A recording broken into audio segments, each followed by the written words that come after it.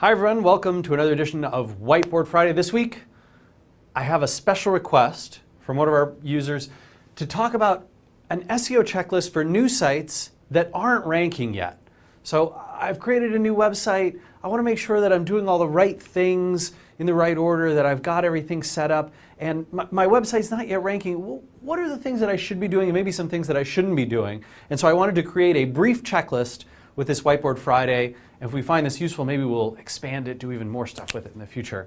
So let's run through. You've got a new site that you've just launched. You're setting things up for success. What do you need to worry about? First off, accessibility.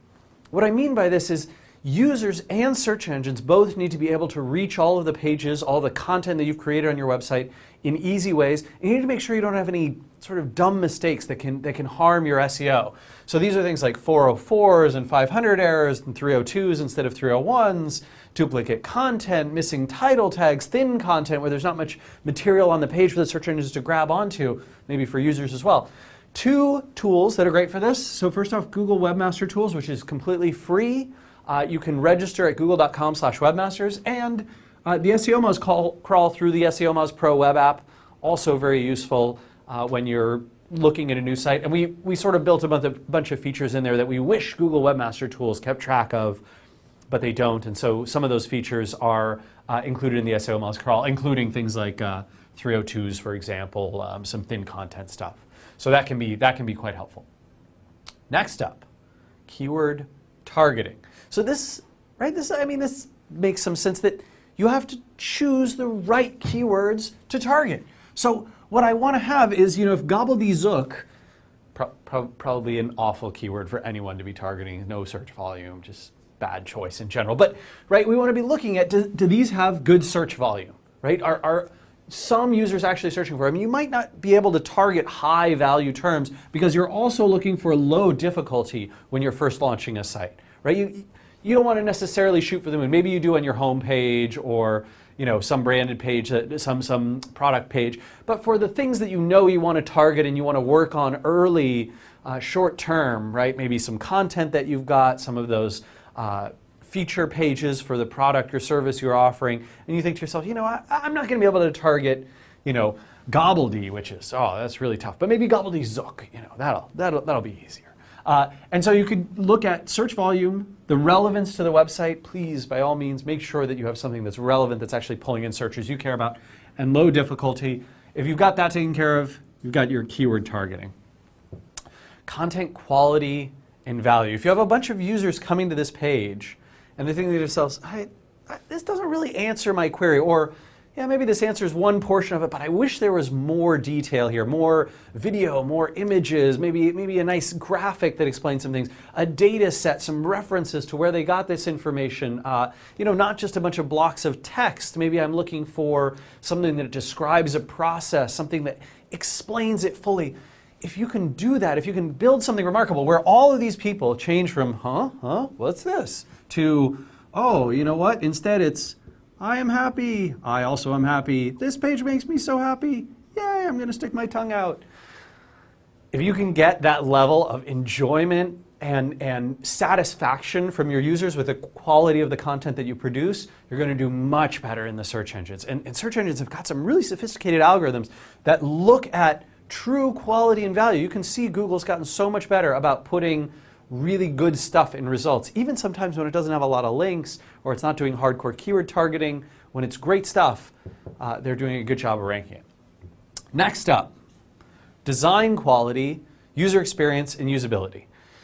This is tough. Unless you have a professional designer, you have a professional design background, you almost certainly need to hire someone or go with a very simple, basic design that's very user-friendly, that when you survey your friends, survey people in your industry, survey people in your company, survey people in your ecosystem, that they go, yeah, this looks really good. I'm very happy with the design. Maybe I'm only giving it a 6 out of 10 in terms of beauty, but an 8 out of 10 in terms of usability. I understand the content of the site. It's easy for me to find things and they flow. There's really no point in ranking unless you're nailing these two, because you're not going to get many more customers. People are just going to be frustrated by the website. There's a few tools you can use on the web to test these out. So 5-second test, Feedback Army, Silverback app, all of these are potentially useful for checking the usability, user experience of the site.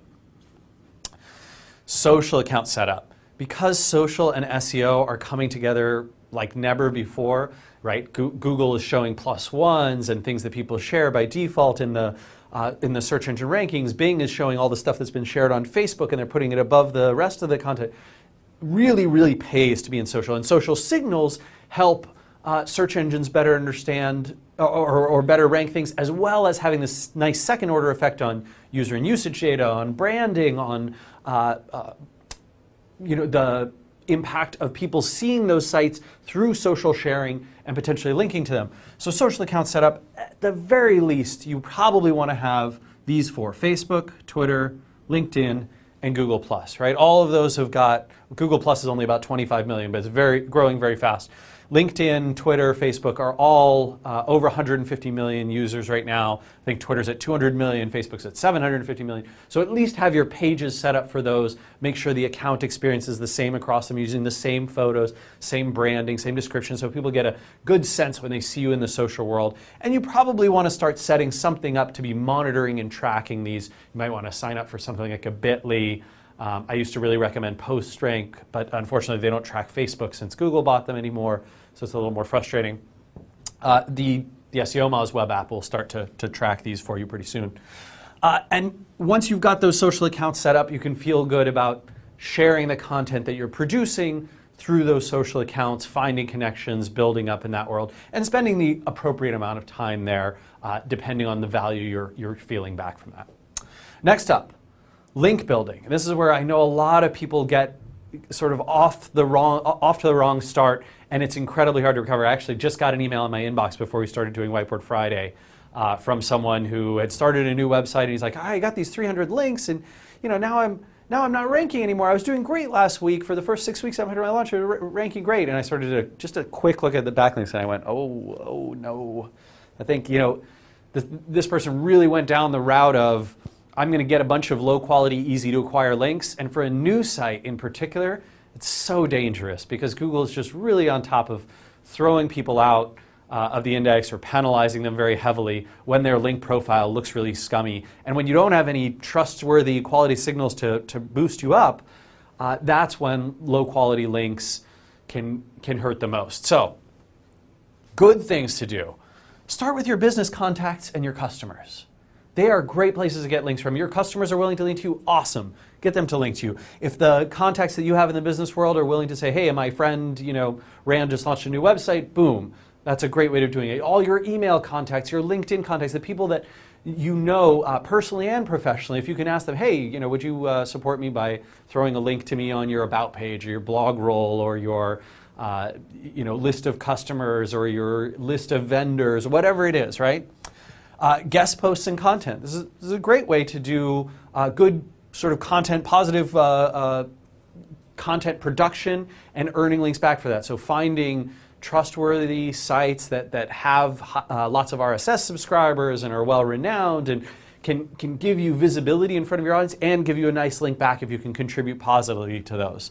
I also like high-quality resource lists. So this would be things like the Better Business Bureau, maybe, that sort of falls a little in the directory world, but something like a Crunchbase, right? If you're a startup in the technology world, you definitely need to have a Crunchbase listing.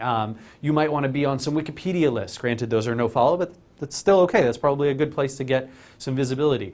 There might be industry-specific lists that are like, these are, I don't know, heavy machine production facilities in the United States. Great, okay, I should be on that list. That's what I do, right? News, media, and blogs. So getting the press to cover you, getting blogs in your sphere to cover you, finding those, emailing the editors, letting them know that you're launching this new website. That's a great time to say, hey, this business is transforming, we're launching a new site, we're changing our branding, whatever it is. That's sort of a press-worthy message, and you can get someone to look at you. Review sites, review blogs are great for this too, as they'll sort of say, oh, you've got a new application, you got a new mobile service, maybe we'll link to you. That could be interesting. Relevant social industry and app account links, right? So if I contribute something to the Google Chrome store, right? If I contribute something to the Apple store, if I am contributing something to a design portal, a design gallery, all of those kinds of industry stuff and accounts that you can get are likely worth submitting to, worth getting your website listed on. And then social media link acquisition, so this is obvious stuff where you spend time on Twitter, on Facebook, on LinkedIn, on Google+, connecting with people, and over time building those relationships that'll get you the links, possibly through one of these other forms, or just through the friendliness of them noticing and liking and enjoying your content. And that's what content marketing is all about as well. So these are great ways to start, very safe ways to do link building. They're not short-term wins, right? These almost all of them require at least some effort, some investment of your time and energy, some creativity, some good content, some authenticity in your marketing, versus a lot of the stuff that tempts people very early on. They're like, oh, sweet, I have a new website. I need to get like 500 links as soon as possible. So I'm going to try things like reciprocal link pages, right? I'm just going to put up a list of reciprocal link partners. I'm going to co-contact a bunch of other firms. They'll all link to me, and we'll all link to each other. It'll be a happy marriage of links. No, it's not. It's not a wonderland. Low quality directories, right? You search for SEO friendly directory. If it shows up on that list, chances are, even in Google, right? Like Google is showing you a bunch of bad stuff. Someone was asking me recently on email, they said, hey, I really need some examples of sites that have done manipulative link building. I was like, oh, it's so easy. Search for SEO friendly directory and look at who's paid to be listed in those directories.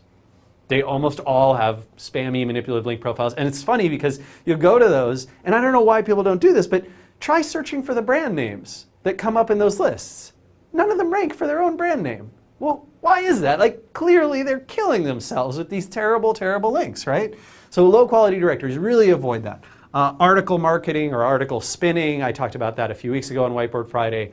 Also a practice I would strongly recommend you avoid, especially, I know it can work. I know there's people for whom it does work, but especially early on, it can just kill you. It really can get you banned or penalized out of the engines, and you just won't rank anywhere if your link profile starts out spammy.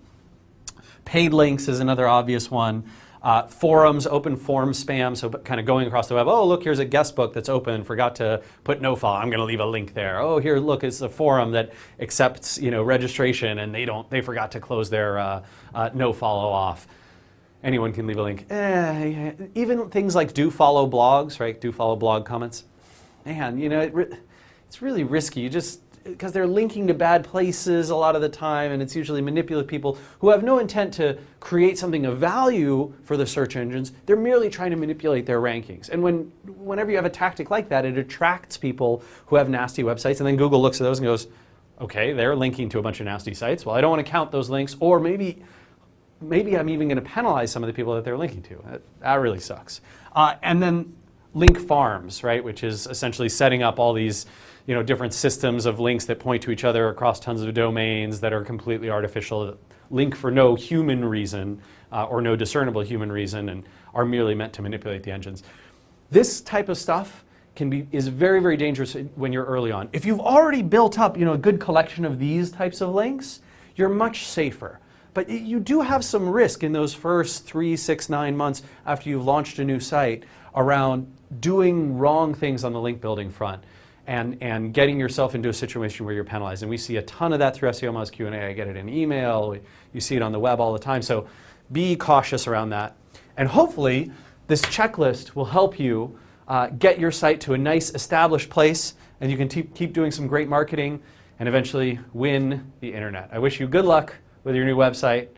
Thanks so much. Thanks for watching. See you again next week for another edition of Whiteboard Friday. Take care.